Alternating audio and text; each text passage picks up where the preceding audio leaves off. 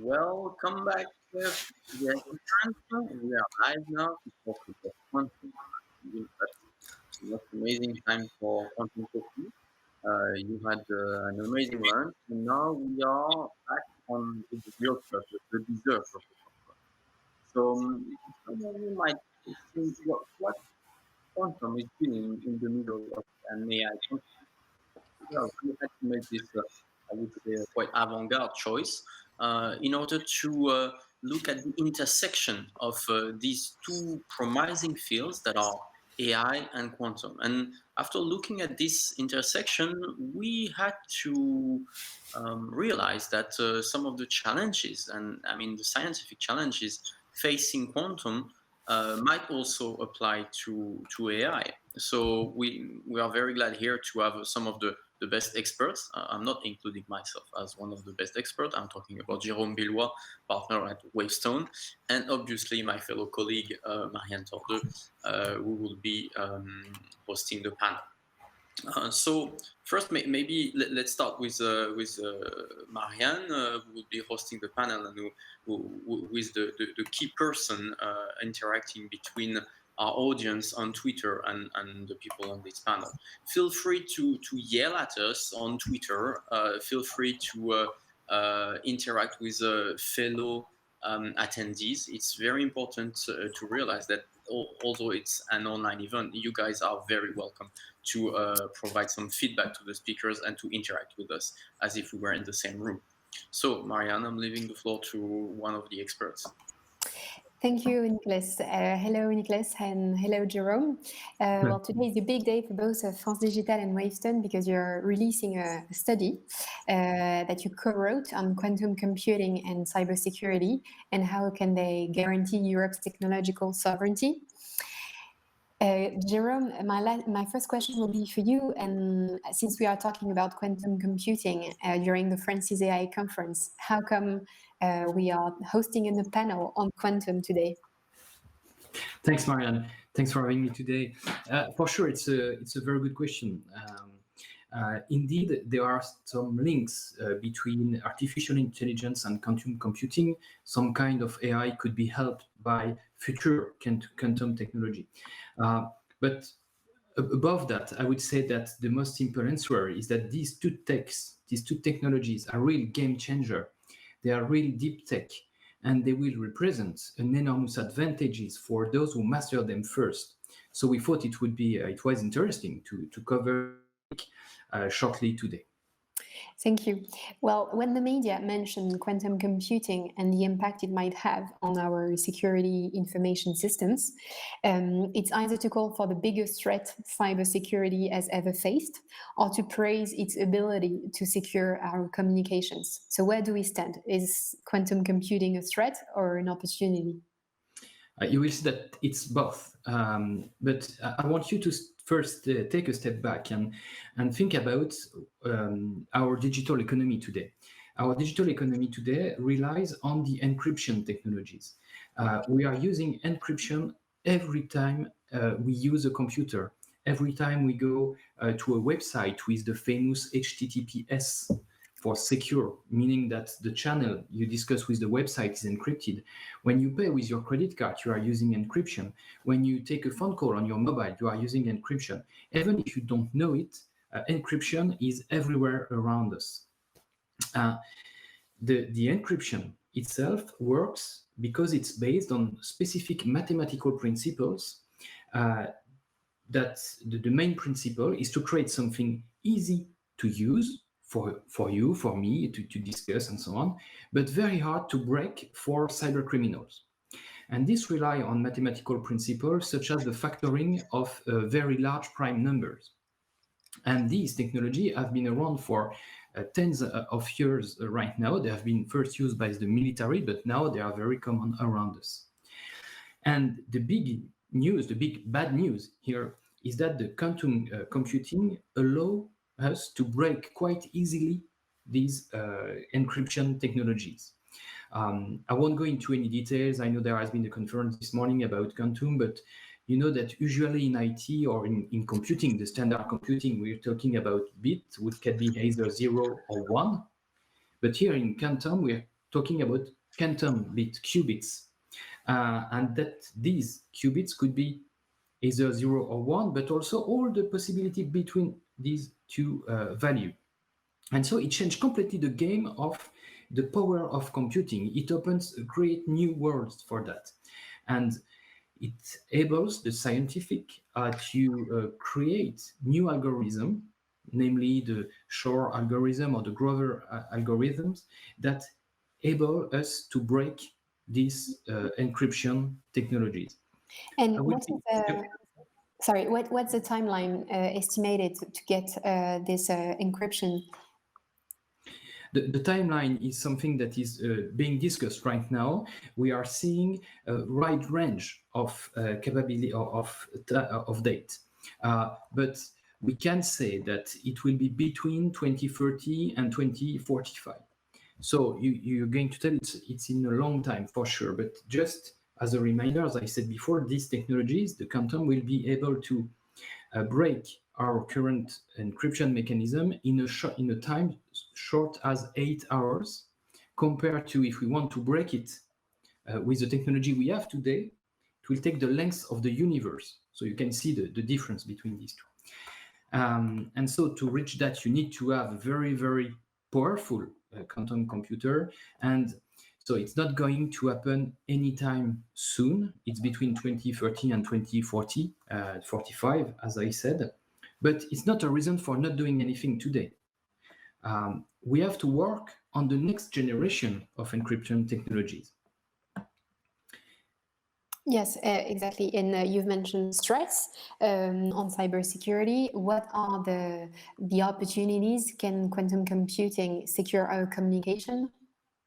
There are plenty of opportunities. I would say the first one is related to quantum, but it's really to be able to use new kind of encryption mechanism that are named post-quantum technologies that enable the companies, the big organization, to change their encryption mechanism used today to new ones that are very hard to break, even for a quantum computer. So it's one of the opportunities, and there are companies working on that right now, even very large companies. Other opportunities are short-term opportunities as well, using the quantum capabilities to do new things like improving the generation of random numbers, which are very important for cryptography as well, or to have the ability to distribute the encryption key using quantum mechanism, which will be a game changer as well, because these technologies will render the ability to capture the key, which is a key point, that's the way I can say it, and it will make the breaking of the technology very harder, very, very hard. So that's for the short term. On the long term, there is something that is still science fiction, I have to say. It's what we call the quantum internet.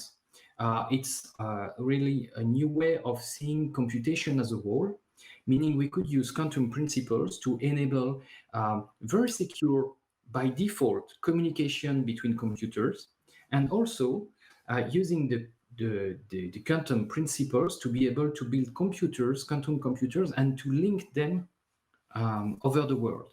And this would allow a huge upgrade in the power computing if we're able to link quantum computers. But as I said, it's a very long-term approach. Okay, thank you very much. Nicolas, in the study that you're releasing today with Wavestone, you did the fantastic job of ranking different countries in their ability to win the quantum race, depending on different criteria. In particular, there is public investment, innovation, research, etc. So who are the big players in the quantum race, and does France stand a chance? Well, you're talking about a race, and you're totally right to talk about a race, because this is not the average sprint. This is totally a marathon. I mean, Jérôme displayed the timeline. We're talking about something that is going to impact us definitely on a large scale in 2030, 2040. So that's something we need to start now, but we have to be extremely clear that we won't have any massive mainstream application before 2030 at least. However, as Jérôme just mentioned, this race is extremely important, and that's why the title of the study is Quantum and Sovereignty. It's extremely important because once you discuss with some players, some very important industrial giants, you realize that this timeline of 2030 or 2040 is not science fiction. If, for instance, you're talking with the defense industries, you're talking with the armies, you must realize that planes are designed, it takes them 20 years to get designed. And then they are running and flying for 10 years. So we're talking about timelines in the defense industry that are 30 years. It's exactly the same thing for the telecoms. The telecommunication industry, they're building undersea cables that it takes just 20 to 30 years to deploy.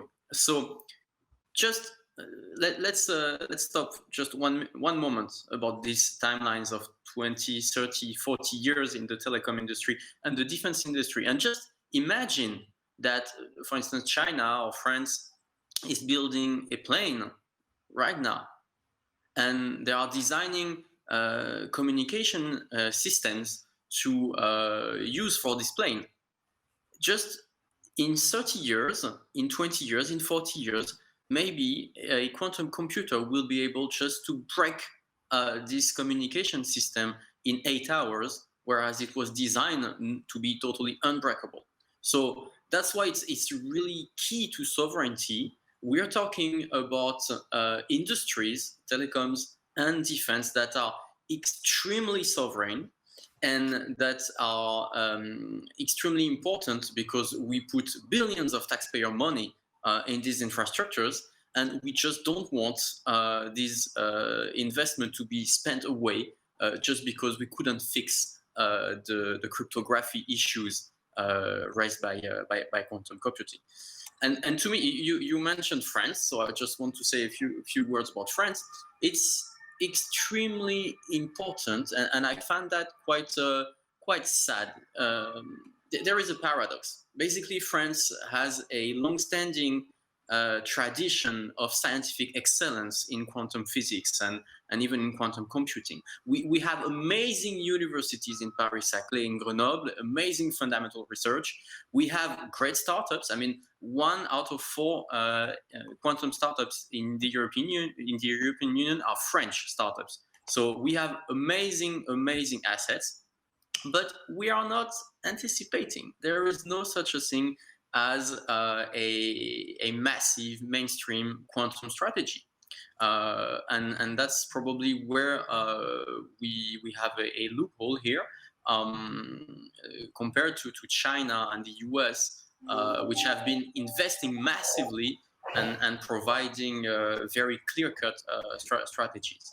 I don't want to be too long, but it's to me a main challenge. We're talking about the world of tomorrow, the so-called world of tomorrow after the corona crisis. I do believe that we shouldn't waste the opportunity to also think about the world of after tomorrow.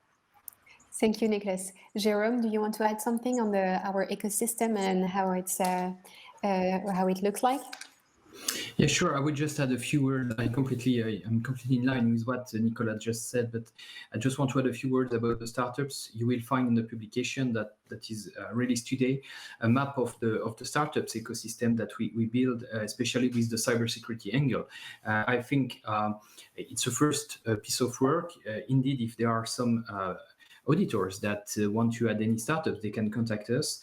We, especially in some countries like China, it's very hard to see exactly what is going on there, but we ordered these startups in 3 different categories. As I said, the post-quantum crypto, which is very short term, the quantum crypto, which is mid-term, and the quantum computing, which is more long-term. But I want to add that there are a few startups in France that really stands out. Especially, I can mention CryptoNext, it's a new engine for cryptography that is quantum resistant. We have also VeryCloud, which works to use this quantum technology to create new networks. I think these two are very good example of the ability that we have to use in cybersecurity the advancement of quantum computing, and they should be followed very closely. Thank you, Jérôme. Nicolas, you've mentioned digital sovereignty. What do you recommend for Europe to be a major player in the quantum race? First, to have a strategy. Today, we don't have a strategy. We have a program called Quantum Flagship. That's basically 1 billion invested in quantum computing over the next 10 years. But we have to realize that it's clearly not enough. We are talking about revamping our entire system of telecommunication. If you compare to the US, for instance, their program is 2 billion for 5 years. 1 billion for 10 years, 2 billion for 5 years. So we're clearly not playing on the same ground here, and we need to beef up our investment, clearly. The two other recommendations that we are making in the report with Jérôme and some other experts is clearly about the talent pool. We've been focusing a lot about training quantum physics experts. But let's realize that it's an entire talent pool that we need to build and that we need to feed. Clearly, it's not only about quantum physics. We need to think about cryogenics. We need to think about cables. We need to think about the entire talent pool instead of just quantum physics. My second recommendation, and you won't be surprised, my dear Marianne, if I mention startups, because that's Digital, we are a startup organization. If we look at small ecosystems and successful quantum ecosystems like Canada and Switzerland, because I don't want to compare France to the US or China. I think it's more relevant to compare to Canada and Switzerland. Their secret sauce, their secret recipe to create a successful quantum ecosystem is basically having a national startup champion. So if I want to name it, basically D-Wave in Canada and ID Quantique in Switzerland. And the second ingredient of the secret sauce is having specialized VC funds. So for instance, Quantum Valley Investment in Canada is very, very, very active. But that's definitely two key ingredients on the secret sauce. And if I want to add another topping on the secret sauce, I would mention the implications of large corporations.